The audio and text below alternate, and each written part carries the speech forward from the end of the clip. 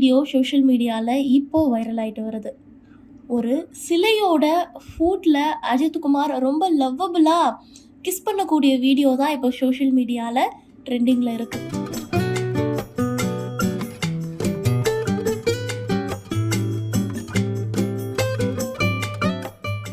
அஜித்குமாருக்கு அவர் மேலே எந்த அளவுக்கு லவ் இருக்குது அப்படிங்கிறத இந்த வீடியோவை பார்த்ததுக்கப்புறம் நிறையா பேருக்கு தெரிஞ்சிருக்கும். அந்த வீடியோவில் இருக்கக்கூடியவர் யார் அப்படின்னு தான் இப்போ நிறையா பேர் பேசிட்டு வராங்க.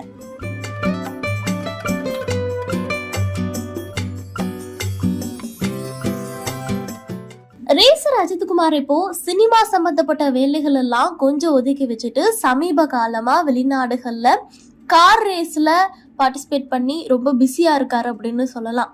நிறைய கார் ரேஸ்ல பார்ட்டிசிபேட் பண்ணிட்டு அஜித் ரசிகர்களுக்கு மட்டும் கிடையாது, இந்தியர்களுக்கு பெருமை சேர்க்கும் விதமா அது அமைஞ்சிருந்தது.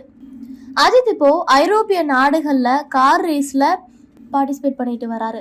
அந்த வகையில இப்போ இட்டாலியில் இருக்கக்கூடிய ஐமோலா சர்க்கியூட் என்ற ஒரு கார் பந்தய சுற்றுப்பாதையில் இருக்கக்கூடிய ஒரு சிலைக்கு அவரோட மரியாதை செலுத்தியிருக்காரு. என்ன பண்ணியிருக்காரு அப்படின்னா, சிலையின் பாதங்களுக்கு அவர் முத்தமிட்டு மரியாதை செலுத்தியிருக்கிறார். யார் அவர் அப்படிங்கிறத பற்றி பார்க்குறப்போ அவர் அயர்டன் சென்னா அப்படின்னு சொல்றாங்க. அயர்டன் சென்னா அப்படிங்கிறவரோட சிலை அது.